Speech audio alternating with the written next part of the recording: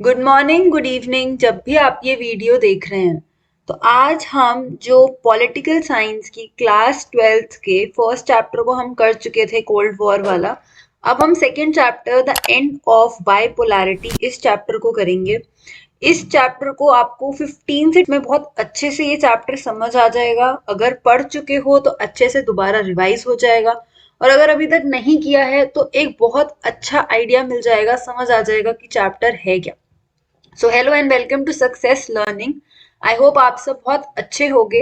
अगर आप चैनल से फर्स्ट टाइम जुड़ रहे हो तो चैनल को सब्सक्राइब कीजिएगा और बेल आइकन को क्लिक करना मत भूलिएगा। वीडियो अच्छी लगे, कुछ इन्फॉर्मेटिव सीखने को मिले तो वीडियो को डेफिनेटली लाइक कीजिएगा। इसकी पीडीएफ जो मैं अभी डिस्कस कर रही हूँ ये आप टेलीग्राम चैनल से डाउनलोड कर सकते हो। मैं वहां पे इसको अपलोड कर दूंगी और टेलीग्राम का लिंक और सारे लिंक्स आपको डिस्क्रिप्शन में मिल जाएंगे। तो इस चैप्टर में हम देखेंगे मीनिंग, कॉजेस, कॉन्सिक्वेंसेस क्या थे जो ये इंटीग्रेशन हुआ और यूएसएसआर को हम सेकेंड वर्ल्ड कहते हैं, उसका विनाश हो गया, खत्म हो गया, डिसइंटीग्रेट हो गया, टूट गया। तो अब हम वो वाली चीज को इस चैप्टर में देखने वाले हैं। सबसे पहले सोवियत सिस्टम क्या था, ये देखो ये मैप ऐसे बना हुआ है, ये इनका सिंबल था। तो सोवियत सिस्टम क्या था, सबसे पहले हम वो समझने की कोशिश करते हैं।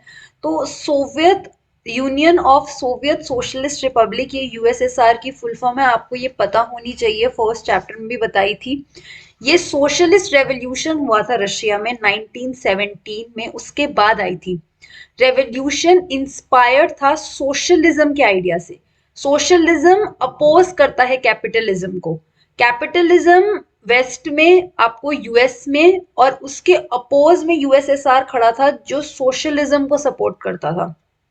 जब सेकेंड वर्ल्ड वॉर हुआ तो जो ईस्ट यूरोपियन कंट्रीज थी ये लिबरेट हुई।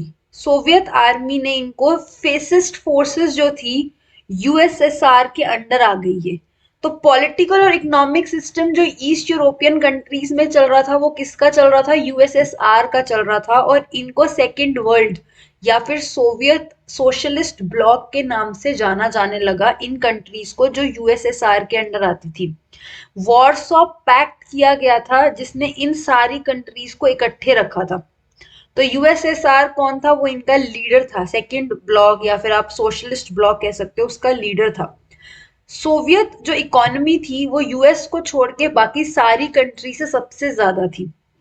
अगर हम डोमेस्टिक कंज्यूमर इंडस्ट्री की बात करें तो हर चीज, पिन से लेके कार तक हर चीज उसी कंट्री में बनती थी। लेकिन जो वेस्टर्न कैपिटलिस्ट कंट्री की क्वालिटी होती थी ना, वो उससे मैच नहीं कर पाते थे। कैपिटलिस्ट कंट्रीज के सामान की क्वालिटी बहुत अच्छी होती थी। सोवियत स्टेट जो होती थी वो सबको मिनिमम स्टैंडर्ड ऑफ लिविंग मिले, हर इंसान को। गवर्नमेंट सब्सिडाइज देती थी चीजें, जैसे हेल्थ हो गया, education, child care, welfare schemes देती थी। तो ये सब काम कहाँ पे चल रहे, यूएसएसआर के अंडर, जो वॉर्सो पैक्ट जिन्होंने साइन किया है उन कंट्रीज में ये चीज हो रही थी। सोवियत सिस्टम बहुत ब्यूरोक्रेटिक हो गया बिकॉज इसमें ना आपको फ्रीडम नहीं मिल पाती। तो जो अथॉरिटी वाले लोग होते हैं वो उसका फायदा उठाने लग गए और आम लोगों की जिंदगी बहुत मुश्किल हो गई। डेमोक्रेसी नहीं थी, अपनी बात रखना, फ्रीडम ऑफ स्पीच खत्म हो चुकी थी। तो पीपल अपनी बातों को, जोक्स और कार्टून्स, अगर आप न्यूज़पेपर में देखो और हमारी पॉलिटिकल साइंस की बुक्स में भी ऐसे कार्टून्स बने होते थे, उनके थ्रू ही लोग अपनी बात को सिर्फ एक्सप्रेस कर पाते थे। अब दूसरी चीज ये थी कि जो यूएसएसआर में 15 रिपब्लिक्स थी, ये लिस्ट है उन 15 रिपब्लिक्स की, आप ये देख सकते हो। ये 15 रिपब्लिक्स में से रशिया जो था एक हिस्सा था, मीन 1 of 15 था, लेकिन सबसे ज्यादा डोमिनेंट हर चीज में रशिया था, बाकी जगह के लोगों को इग्नोर किया जाता था। अब गॉब्र गॉर्बचेव एंड द डिसइंटीग्रेशन, ये बहुत इंपॉर्टेंट है। माइकल गॉर्बचेव, इनको जनरल सेक्रेटरी थे कम्युनिस्ट पार्टी के ऑफ द सोवियत यूनियन 1985 में। रिफॉर्म हुआ, रिफॉर्म नेसेसरी था कि यूएसएसआर को अप टू द मार्क रखा जाए, नहीं तो रेवोल्यूशन हो रहे थे। जैसे वेस्ट में टेक्नोलॉजी बढ़ रही थी, इंफॉर्मेशन आ रही थी, तो यूएसएसआर को लगा कि हमें अब वेस्ट के साथ बराबरी करने के लिए हमें भी अपने आप को थोड़ा सा ट्रांसफॉर्म करना जरूरी है। तो ईस्ट यूरोपियन कंट्रीज जो थी ये जो सोवियत यूनियन का पार्ट बनी, लेकिन इन्होंने बाद में प्रोटेस्ट करना शुरू कर दिया था। तो सोवियत यूनियन जब गॉर्बेचेव के अंडर आई तो उन्होंने इन डिस्टरबेंसेस जो हो रही थी, जो ये लड़ाई हो रही है, कोलैप्स हो रहा है, इनमें इंटरफेयर करना बंद कर दिया, जो कि पहले किया जा रहा था। इसके साथ साथ यूएसएसआर में क्राइसिस आया, जिसके कारण यूएसएसआर टूटना शुरू हो गया। गॉर्बेचेव ने पॉलिसीज इंट्रोड्यूस की, इकोनॉमिक पॉलिटिकल रिफॉर्म्स डेमोक्रेटाइज करने की कोशिश की, लेकिन जो लीडर्स जिनको अभी तक डेमोक्रेसी ना होने के कारण फायदा मिल रहा था, वो क्यों इस बात को एग्री करेंगे कि डेमोक्रेसी आए, इकोनॉमिक और पॉलिटिकल रिफॉर्म हो। तो उन लीडर्स ने अपोज करना शुरू कर दिया। दिसंबर 1991 में Yeltsin, Russia, Ukraine, Belarus, in 3 major republics of USSR ने डिक्लेयर किया कि जो यूएसएसआर थी वो डिसबैंड हो गई। कैपिटलिस्ट और जो डेमोक्रेसी थी इसको अडॉप्ट किया जाने लगा पोस्ट सोवियत रिपब्लिक्स में। मतलब जो ईस्ट यूरोपियन कंट्रीज थी अब वो अपने आप को कैपिटलिज्म की तरफ ले जाने लग गई, यूएसएसआर की नैया डूबने लग गई। अब यूएसएसआर को क्यों छोड़ा गया? इंटरनल वीकनेस थी, पॉलिटिकल और इकोनॉमिक सिचुएशन के कारण लोगों की जो इच्छाएं थी वो पूरी नहीं की जा रही थी, इकोनॉमिक स्टैग्नेशन हो रखा था, कंज्यूमर शॉर्टेजेस थी। जो सोवियत सोसाइटी थी उस पे लोग क्वेश्चन करने लग गए थे ओपनली कि क्या ये सिस्टम जो सोशलिज्म का सिस्टम है क्या ये सही है। सेकेंड वर्ल्ड कोलैप्स हुआ। सोशलिस्ट सिस्टम जो था ये ईस्टर्न यूरोप में, उसके बहुत ज्यादा प्रोफाउंड इम्पैक्ट हुआ पूरे वर्ल्ड पे। ये अब 3 फैक्टर्स जो हम 3 काइंड ऑफ चेंजेस हैं ये हम पढ़ेंगे। सबसे पहला, जब यूएसएसआर का डिसइंटीग्रेशन हुआ, कोल्ड वॉर खत्म हो गया, क्योंकि अभी तक जो आइडियोलॉजी की डिस्प्यूट थी बिटवीन सोशलिस्ट और कैपिटलिस्ट वो खत्म हो गई, क्योंकि यूएसएसआर खत्म हो चुका है। तो अब इन दोनों के बीच में जो लड़ाई थी अपने आप को प्रूव करने की, अब वो खत्म हो चुकी थी। सेकंड ये था कि कोल्ड वॉर ने 2 पॉसिबिलिटी छोड़ी थी, या तो जो सुपर पावर बची है वो सबसे बड़ी सुपर पावर बने, या फिर जो दूसरी कंट्रीज हैं वो मिलके इंपॉर्टेंट इंटरनेशनल प्लेयर के तौर से मल्टीपोलर सिस्टम में आए। और US super power sole super power के तौर से उभर के आया। कैपिटलिस्ट इकोनॉमी जो थी वो डोमिनेट होने लगी इंटरनेशनली, और हर जगह पे हमने देखा कि लोग कैपिटलिज्म की तरफ मूव करने लगे। सोवियत ब्लॉक जो था, इमर्जेंस हुआ न्यू कंट्रीज का। नई कंट्रीज ने अपने आप को इंडिपेंडेंट रखा। स्पेशली अगर हम बाल्टिक और ईस्ट यूरोपियन स्टेट्स की बात करें, उन्होंने यूरोपियन यूनियन को और उन्होंने नाटो की ट्रीटी को साइन किया। सेंट्रल एशियन कंट्रीज जो थी वो अपनी जो ज्योग्राफिकल एरिया है वो उसका फायदा उठा के रशिया के साथ अभी भी अच्छे रिलेशन रखना चाहती थी, और यूएस, चाइना और दूसरों के साथ भी, क्योंकि जो सेंट्रल एशियन कंट्रीज हैं उनके पास एक बेनिफिट है, वो है उनकी ज्योग्राफिकल बेनिफिट। अब जब यूएसएसआर खत्म हुआ तो उसके बाद एक शॉक थेरेपी कही जाती है कि कोलैप्स हुआ जब कम्युनलिज्म, तो उसके बाद एक पेनफुल प्रोसेस था अथॉरिटेरियन सोशलिस्ट से डेमोक्रेटिक कैपिटलिस्ट की तरफ मूव करना। रशिया, सेंट्रल एशिया और ईस्ट यूरोपियन में इस चीज का इन्फ्लुएंस दिखा। वर्ल्ड बैंक और आईएमएफ इनको शॉक थेरेपी के नाम से कहा जाने लगा।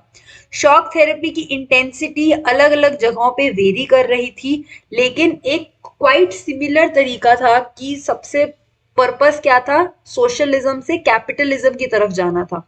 इसका इम्पैक्ट क्या हुआ? रशिया एक लार्ज स्टेट थी, जो इंडस्ट्रियल कॉम्प्लेक्स था वो बिल्कुल खत्म हो गया। वहां की इंडस्ट्री 90% ऑफ द इंडस्ट्री जो थी वो प्राइवेट हो गई, क्योंकि पहले गवर्नमेंट के अंदर तो सब कुछ अब प्राइवेट हो गया। रीस्ट्रक्चर किया गया हर चीज को, और गवर्नमेंट ने इंडस्ट्रियल पॉलिसीज जो थी वो धीरे धीरे जो गवर्नमेंट के अंडर था सब कुछ उनके हाथ से निकल गया। और लार्जेस्ट गराज सेल कही जाती है, क्योंकि हर चीज इंडस्ट्रीज को कम दामों में बेचा गया।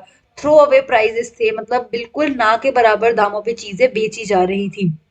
रूबल जो रशिया में करेंसी चलती है उसका रेट भी बिल्कुल गिर गया था। रशिया की जीडीपी बहुत कम हो गई थी 1999 में, अगर हम 1989 से कंपेयर करेंगे तो।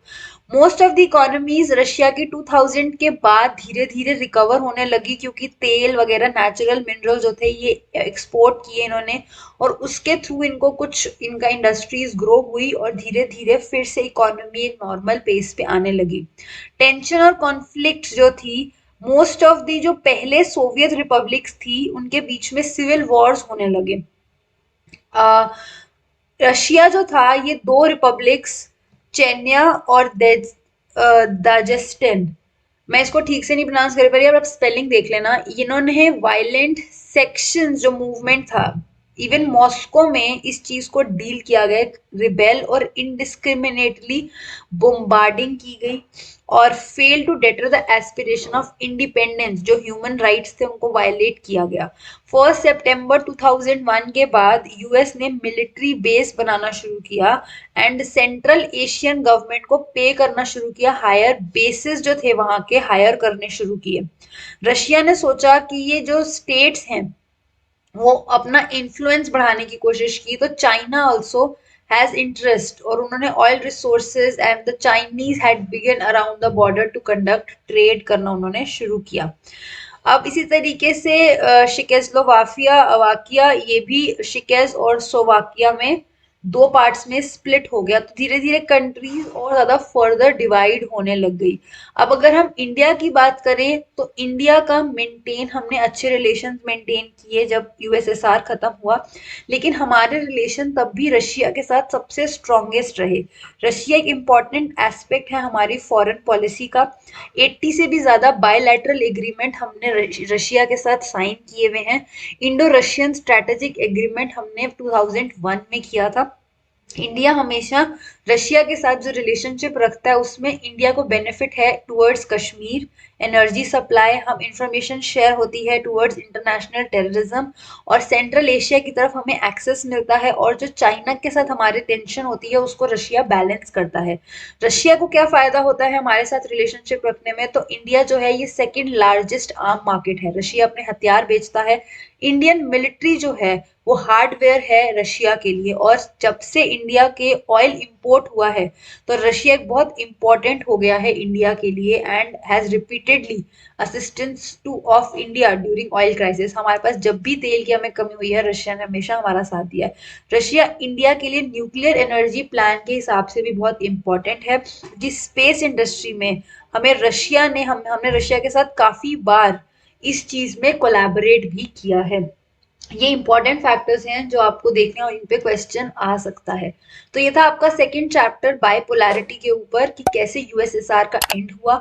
आई होप ये क्विक रिवीजन थी। आपको ये चैप्टर में कुछ भी डाउट हुआ मुझसे कमेंट बॉक्स में पूछ सकते हो। वीडियो अच्छी लगी, कुछ भी इंफॉर्मेटिव सीखने को मिला तो वीडियो को डेफिनेटली लाइक कीजिएगा। चैनल से अगर फर्स्ट टाइम जुड़ रहे हैं तो चैनल को सब्सक्राइब करके बेल आइकन को जरूर क्लिक कीजिएगा। इसकी पीडीएफ चाहिए हो तो टेलीग्राम इज द प्लेस जहां से आप इसको डाउनलोड कर सकते हैं, मैं वहां पे अपलोड कर दूंगी। मिलती हूँ मैं अगली वीडियो में कुछ ऐसी ही क्विक वीडियोस के साथ जो आपको रिवीजन भी करा दें और आपको चैप्टर पूरा समझा दें।